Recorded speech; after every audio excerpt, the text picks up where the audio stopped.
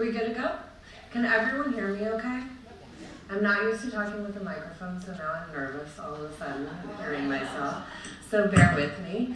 For those that don't know me, I have not presented at Oakville in a very long time, pre-pandemic for sure. So I'm happy to be back. I know I've seen some of you on tours at the new building at the Stanley Museum of Art. My name is Amanda Lensing. I am the Senior Living Communities Program Coordinator at the Stanley Museum of Art, and I have been there almost 6 years, 5.5 years in this position. I'm lucky, I love my job. I just started outreach in person again, which is exciting. We had a federal grant for the last 2 years to do virtual programming along with some other units on campus, but I am so excited to be back in person and in the new building. I have a 1-year-old at home, so you guys have me up later, almost to my bedtime too, so that's a feat these days too.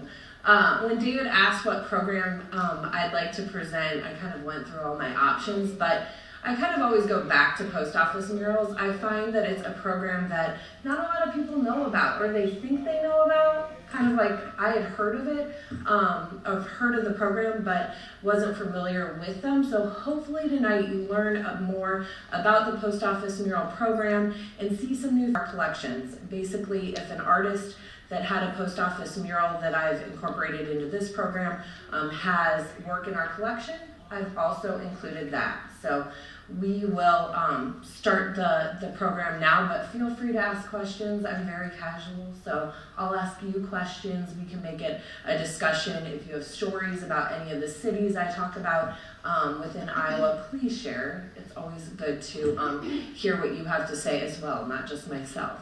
So post office murals, putting a stamp on art. I also like to acknowledge where my funding comes from to allow me to go out to senior living communities. This program was made possible in part by a grant we received from the Community Foundation of Johnson County, the Sabin and Potter Fund. So to get started, where are post office murals in the conversation or the world of art? I always like to start with just some definitions in the art world to get us thinking in these terms. So the first thing I'll ask you are art forms. Do we know what art forms are? We probably do. We probably do. There are two types of art forms that are kind of break down art. We have fine art, which you're probably familiar with that term, and then applied art. Fine art is visual art created for its beauty, and applied art is art that performs a specific duty, like interior design or fashion design. So when we look at these two things, where do we think when we think of murals, where do we think that murals would fall under? Both? Fine art? Who said both? Why do you think both? Well, because murals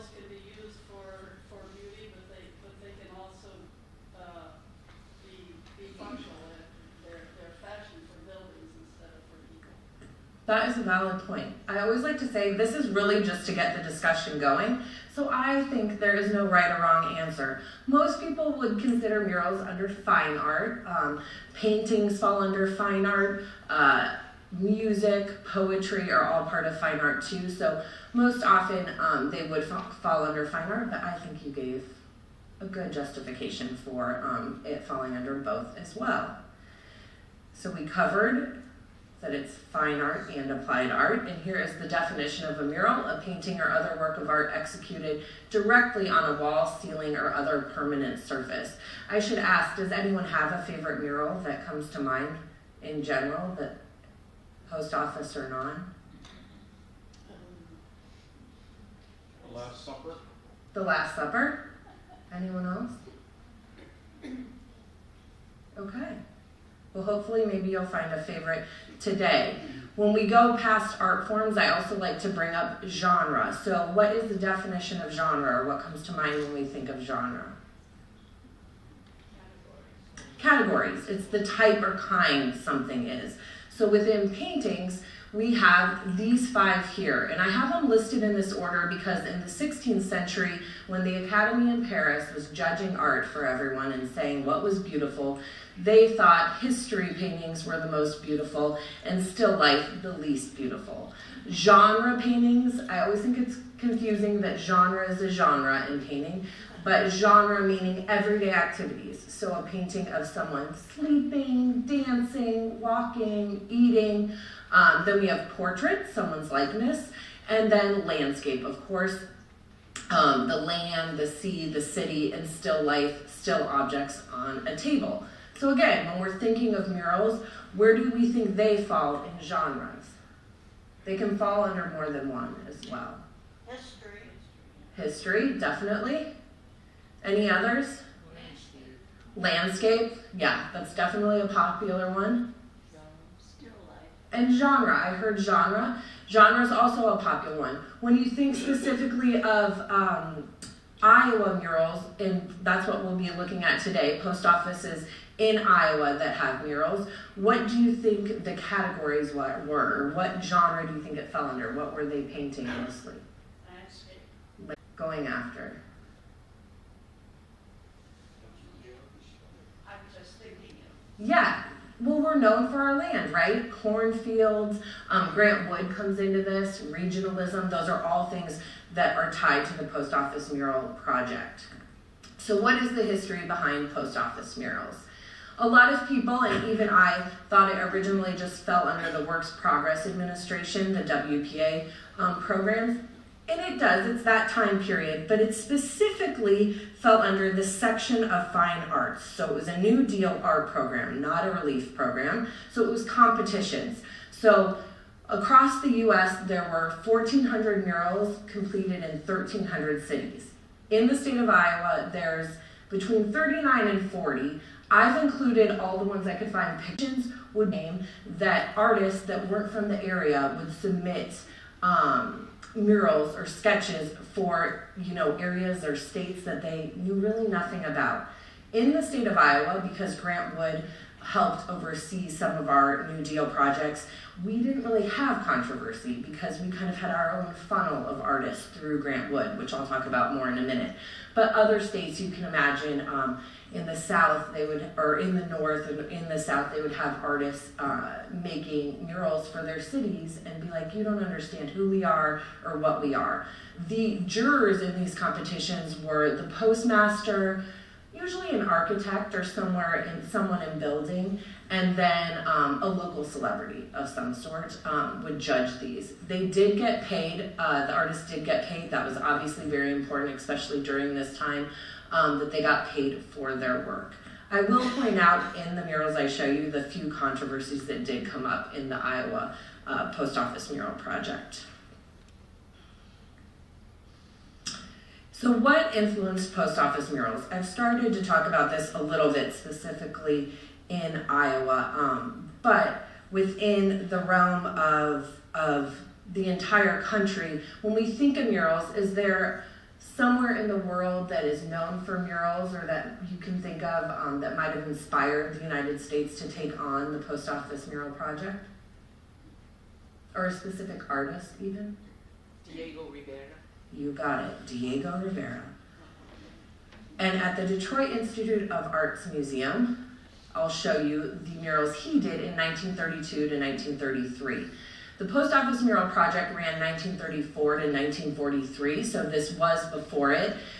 They invited Diego to the city to complete these murals, and it was 4 walls, 27 paintings, and it took 9 months for him to complete. Because there were so many workers out of work from the automobile companies, he hired some of those. Review of some of them. So this isn't a post office, obviously, but I just wanted you to see what was one of the kind of initial projects that the government started. So this is the north wall, the direction of darkness and the interior of things, and Rivera captured all the processes related to the assembly of the motor. And as you can see at the end, I show people in front of the wall so you can see how big these, or how tall the walls are. But again, the detail, right? Within a mural, you need to fill not only the space and work with the architecture of the building, but then tell the story you're trying to tell, or the message you're trying to get across. Fire up above. Mm-hmm. What did she say? She said fire up above on the right-hand side. Oh, Mm-hmm. I feel like his murals, every time you look at it, you see something different. Has anyone seen these in person? I should have started that. You have seen these? I'm sure they're amazing. I've never been to Detroit, but I'd love to go specifically to see these. The next wall I'll show you is the south wall, so the wall of light, exterior things, and he painted the assembly of the body of the car on the south automotive panel. Does anyone recognize this gentleman? Sorry, there you go. Henry Ford, yep. And again, just the detail all the way back that he included in the murals. And then here is another wall. This is the west wall, the direction of sunsets, endings, and last judgments. And on this wall, he included passenger planes and bombers. The constructive and destructive uses of technology are clearly presented. And then right below, in that middle section, on the left-hand side, you have a dove and then a hawk to also underscore just flight in general and kind of where technology and where we were going with transportation. And again, you can see with the people just how big the room is and then how he had to work with the architecture of the building as well.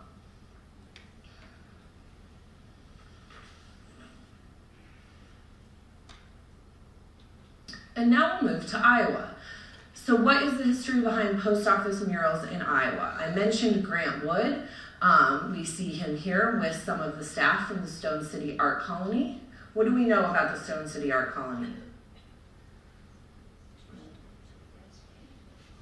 It took place in Stone City over 2 summers, 1932 and 1933, and Grant Wood, as well as a few other local artists, art business owners, decided to come together. They liked the area and they invited artists from all over, but specifically the Midwest, to join them. And they taught, Grant Wood might have taught painting, but he could also take classes or learn lithography or other mediums of art as well. This comes into play with the post office murals, but because, as I mentioned earlier, because he was a part of this, and everyone else, they found out about other art projects. So they could really, tell each other what was going on, what competitions were happening. And that it benefited Iowa in the post office murals. We didn't have a lot of controversy. And most of the artists you'll see today are from Iowa. So they really know the state, the cities, the landscape. So I'll show you, as I mentioned, all the murals I could find pictures of or sketches of, starting with Cedar Rapids. So Cedar Rapids has 4 murals, which a lot of people don't know about because they were covered up for over 50 years. They're now in their courthouse, but it was the post office. Has anyone seen these murals? They were unveiled in 2015. Originally completed in 1937, 4 different artists, as you'll see, did each wall. The photographs aren't great. I apologize for that. I couldn't find the entire walls, but just to give you a breakdown, this is the north wall by Francis Robert White. That wood section, the judge would sit below it, just to give you an idea if you're in the room. And the title of this one, it was Law and Culture was the theme that the artist went with. Grant Wood had no part in this. All of them worked with Grant Wood and attended the Stone City Art Colony, but he didn't help them or do anything with these murals. This first one by Francis Robert White is really about the opening of the Midwest. So you can see there's a train involved. This is a building that they're in front of that these men are pulling.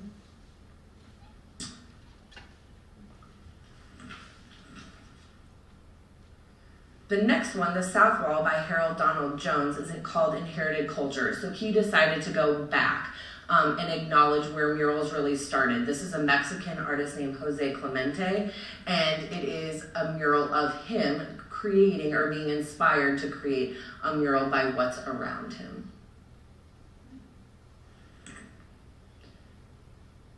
None of these seem too controversial yet, but I'll show you in a moment the wall that was controversial, so that's why they were covered up. The West Wall by Donald Glassell is civil servants. So we see police, firemen are civil servants represented.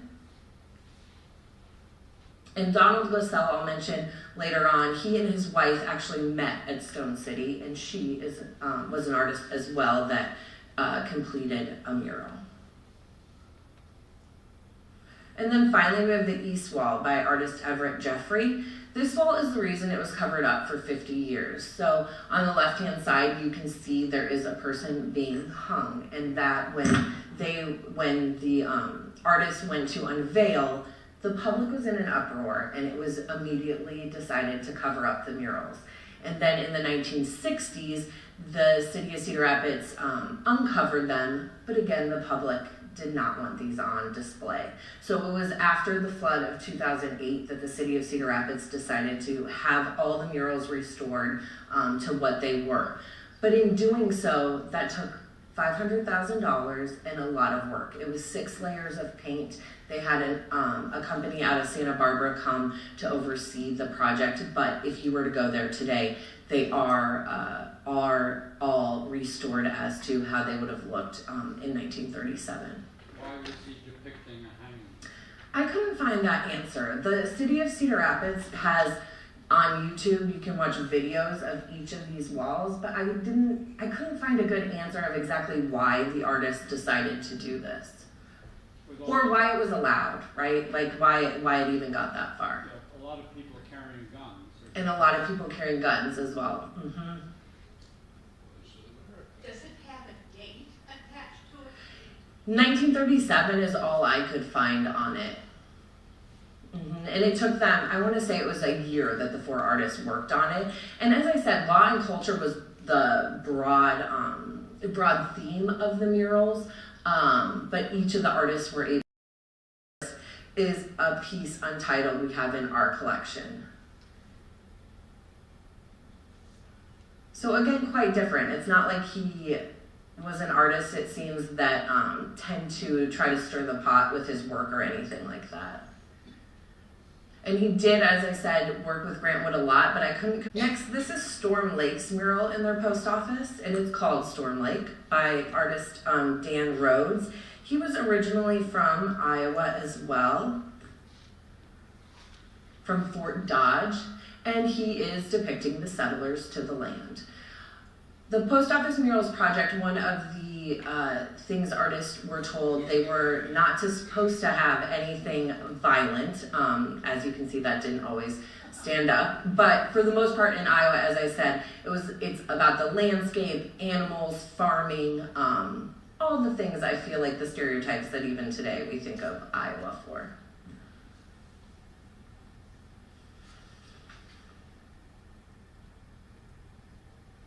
To Ames when he was, I believe, a child with his parents, not originally from Iowa, but did move here. And he broke this into 3 parts. So there's the left, the right, and then that middle section. and he's showing the evolution of corn. So on the left, we have maize, or the Mayan farmers.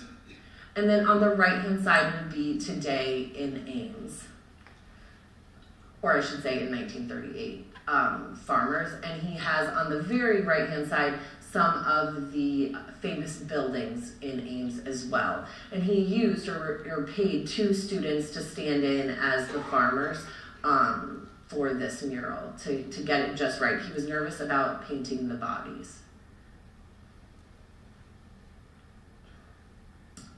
And then the middle obviously is the inside of a corn, which I always think could be a standalone piece really on its own.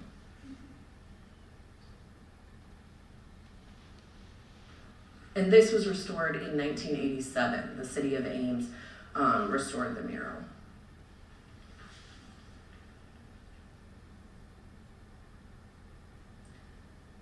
This next object is by Robert Tabor. This is oil on wood in our collection. Robert Tabor's story, I found, I'll show you the mural he completed for Independence next, but he was not originally an artist. He was actually a door-to-door salesman who got laid off. And when he got laid off, he always loved art, I read, and his wife, he loved Winslow Homer, the artist specifically, but when he had some free time, his wife encouraged him to start painting. And it really, later in his life, or midlife, really paid off. He started painting and immediately got recognized on a national level for some of his work depicting farms and animals specifically. This is West Streets. I'm not sure where this is actually taking place. But again, somewhat of an almost impressionist, I feel like, those quick brushstrokes, not necessarily regionalism as we see a lot during this time. But here he was from Independence, Iowa, and here is a sketch of his post office mural that hung in their post office. And this was a real post office worker. His name was Warren Sackett, so he was depicting someone he knew in his life. And again, something different, not the landscape we'll see throughout most of the other murals, but I love the feeling this evokes too. It's almost like you can feel the wind and how cold it is, right, when you look at it, which is unexpected. I should have started this program by saying too, this whole post office murals came about when I lived in California. For years, I'd go to the Hollywood post office, and they had a mural, and someone in one of my programs, just like this, we were talking about murals one day, and they asked about the post office murals. And it hit me that I had stared at this mural in Hollywood for years and never known, I didn't understand why it was there. And so that was the idea when I started putting this together, of putting the whole program together. But when I came across this, it was a little later. I feel like this is one of the last additions to the program I did, but I just loved how different it was than the other murals. Yeah, which I love when that has feeling, right? But especially something with a person and it's something relatable. On the right, and then Riverfront on the left. How do these make you feel, or what do you notice when you look at these two?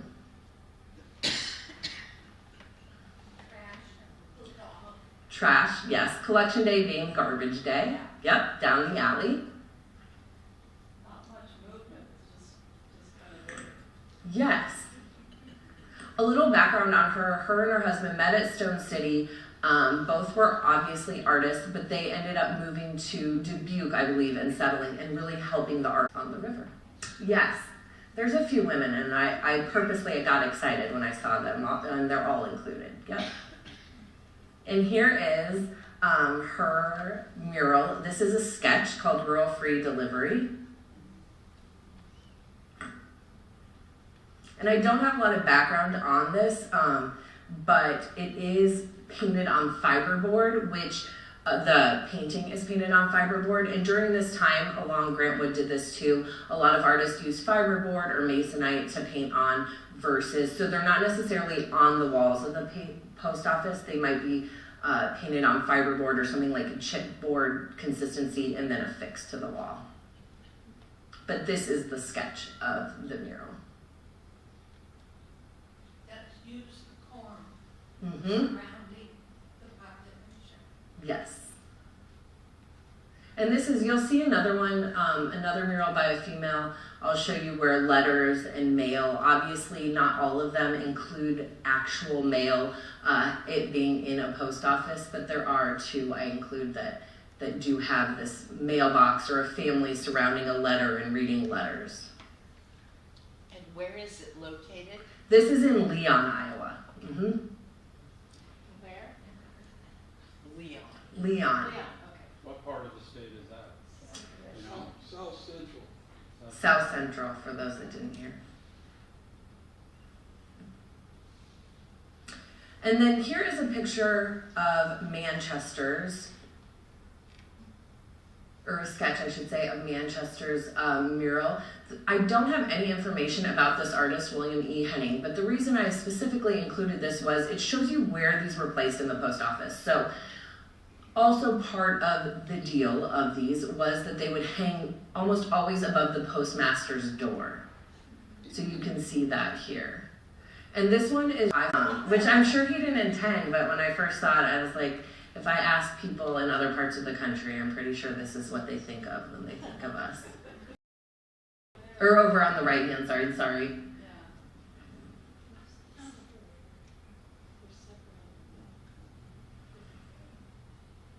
And then next I included Missouri Valley. This is by Francis Robert White again. He is an artist who completed 3 murals in Iowa at Missouri Valley. So again, in this photo, you can see how it has been affixed to the wall above the postmaster's door. And Francis Robert White, you might recognize that name. He actually took over as director of the New Deal projects after Grant Wood. So he became popular within the state in the art community as well. And again, this one I feel like the style, he studied with Grant Wood, and often I feel like you see so many commonalities between Grant Wood and the people that studied under him. And you see that here, but it's almost animated, right? Or it's like a little more character driven, I feel like, or cartoonish than some of the other murals you'll see.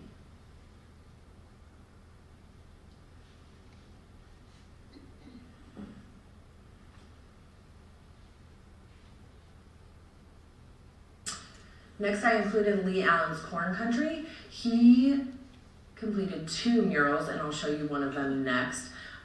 Do you know about Lee Allen? Sometimes people in the audience know more than I do about Lee Allen. He lived in this area till he passed away in 2006. This is I always think, one of our most famous paintings. We had it up in the galleries recently. He studied under Grant Wood, so you might see a lot of similarities within this painting, right? And when I show it, I feel like a lot of people, if I didn't have Lee Allen's name, they might assume that it's a Grant Wood painting. Lee Allen's story, though, always I find inspiring, because although he did go to school to be an artist, to be a painter, and did complete some paintings, he then got a job at the University of Iowa hospitals as a medical illustrator. He wanted better income. And so he started that journey and ended up becoming very well respected in that community, and then opened Eye Optics in Coralville, which he owned until his death. But he was known for his illustrations of the eye and help in the medical community of art, really.